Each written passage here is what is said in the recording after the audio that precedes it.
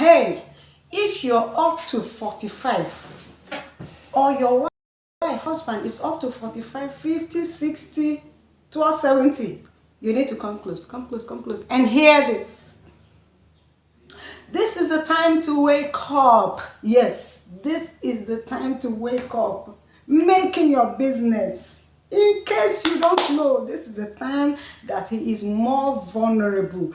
I need you to sit close and hear what I have to say to you. You're welcome. This is Pastor Gloria Onoja. In case you're new to this family, I welcome you. I celebrate you in this place. Everybody is somebody. You're loved, you're valued, and I celebrate you. Thank you for coming on board today. We're talking about something very serious today, and I need you to pay attention. In case you've not subscribed, hit on that subscribe button now and let's get into real business. All we do here is love, life, and very important. If you have an ear, open your ears and listen.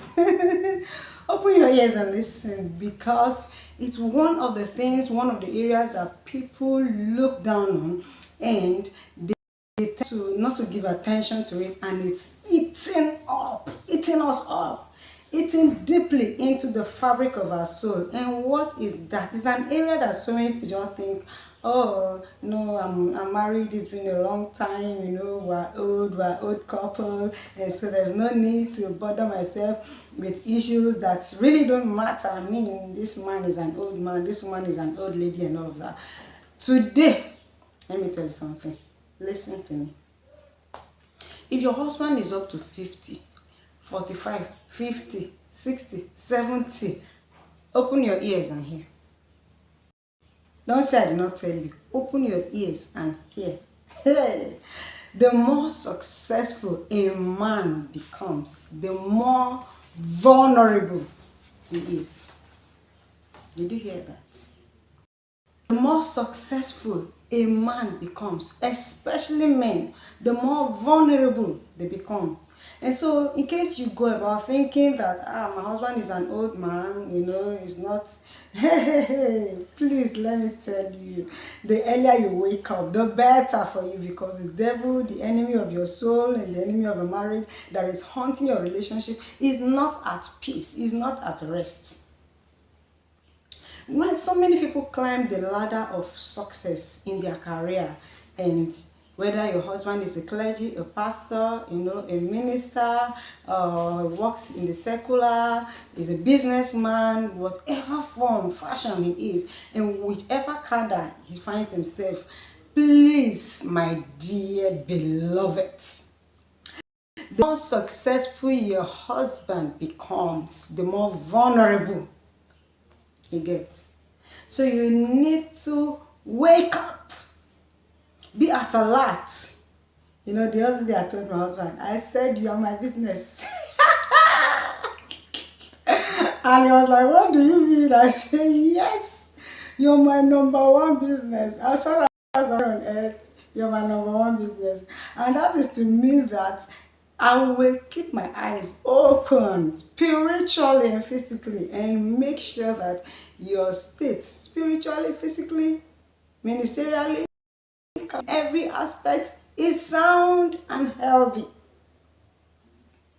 So in case you don't know, take it from me today that Pastor Gloria say, Evangelist Gloria say, whatever you want to call me, Evangelist Gloria say that your husband should be your number one business.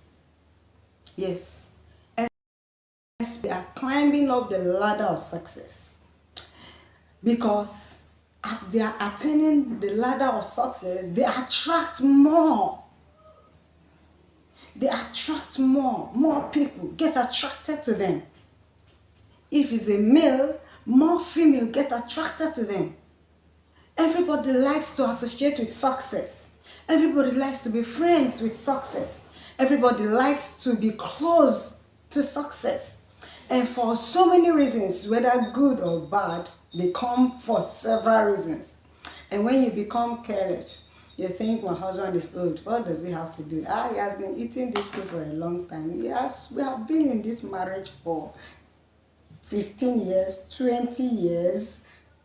25 years, in fact 30 years. Hello, the length of time you spent in your relationship is not a guarantee for the fact that he cannot fall. It's not a guarantee that he cannot enter into the trap set for him, or that the devil has given up on him. I got to understand a few years ago that a man, no matter how old and aged he is, his emotions doesn't get worn out like that of the woman. Do you understand that? It doesn't get worn out like that of the woman. So a woman can just be there, after when menopause sets in and so many other things begin to, take a toll on us.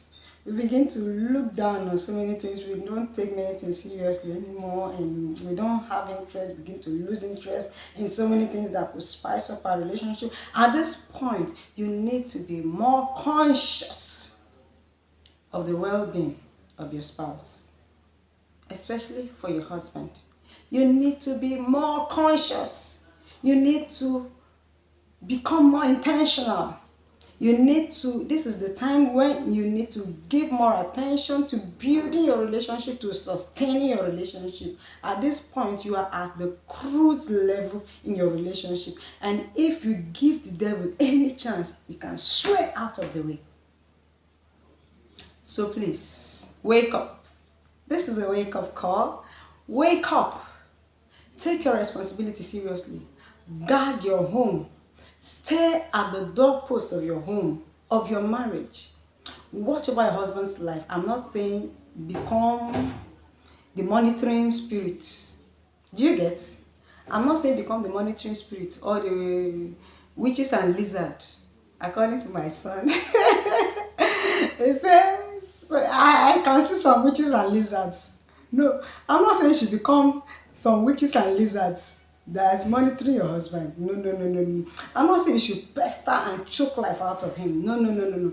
What I'm saying is you need to be more conscious. To be more conscious spiritually, you need to be more prayerful. You need to be more on the alert, knowing that the enemy, your adversary, is moving around looking like as a roaring lion, looking for a spouse to devour, looking for your marriage to devour. And I trust that God will not allow your home to be a prey in the hand of the devil, in the name of Jesus. This is the time to be closer. This is not the time to, to be enjoying life and be flying around, going for holidays here and there, especially for those of us who have got children, who are not settled. You leave your spouse, you travel, this is not time to live apart. You do understand? Live far apart, and you're working in one state, your spouse is working in another state, or you're living in the state, your spouse is living in another place. No, this is not the best time to do that. You need to give attention to make sure that your marriage keeps living, striving, and flourishing. I'll see you again in the next part. Until I come your way again, keep loving, keep living the life, and keep flourishing. I love you, I value you, and I celebrate you. Bye-bye.